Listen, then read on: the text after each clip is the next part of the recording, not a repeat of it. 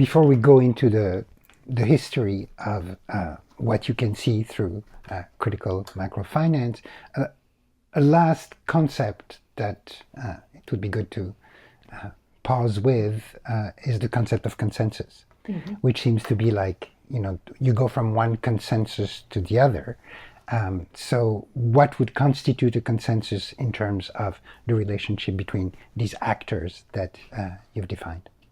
Very good. So this is another layer of the work that I've been doing under the critical macrofinance umbrella, which is to try to identify the origins of or the political and ideological regime under which state-capital relations have changed over the last 4 to 5 decades after the collapse of the Bretton Woods system and the emergence of what we call neoliberalism.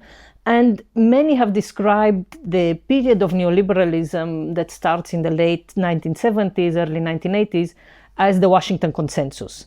And it is a consensus in the sense that it reflects it's not a consensus in that everybody subscribes to it, but it's a consensus in the sense that it reflects a kind of political understanding in Washington or in wherever the seat of the hegemon would be. But this is a story about American financial capital to a great extent. It's a consensus about what it would take in order for countries to be well integrated into the global economic order that the US was creating when it was re-engineering after the collapse of the Bretton Woods system. So the Washington Consensus was a consensus about what we call a trinity of macroeconomic and other kinds of economic policy measures that would put the market as they would create the space for the market to work as an allocation engine, and that would shrink what we would call a big government approach or a Keynesian approach against which neoliberalism fought. So it was a consensus that you needed to privatize. The three key words were privatization, liberalization, and stabilization. That is, you have to privatize not just state-owned companies, but to basically roll back the welfare state as well.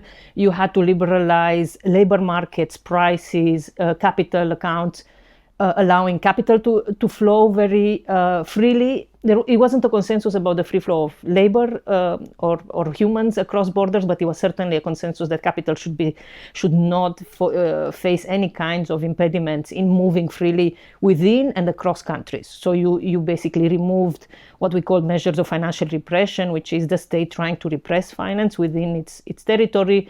And the consensus said you also had to remove international or cross-border obstacles to the free movement of capital. And it was a consensus that it was sometimes imposed through what we call the Washington Consensus institutions or the IMF and the World Bank, which subscribed to this consensus, and they were, in a sense, they were promoting the US Treasury view of international economic policy in countries in the global south. And they were promoting them sometimes through, I would say, sheer economic force, as in they were forcing countries to adopt or to pursue this holy trinity of the Washington Consensus, even where domestically there wasn't enough sort of political purchase, because we know, and the Washington Consensus became discredited because it basically created very significant social and economic costs where it was adopted and where it was pushed in countries in the global south. And this consensus, I argue then by the late 1990s, it starts to lose at least political purchase and credibility in countries in the global south and in left movements in the global north. I mean, the left movements always kind of questioned it, but they didn't focus so much on the parts of, stabilization, on the role of the central bank in that story.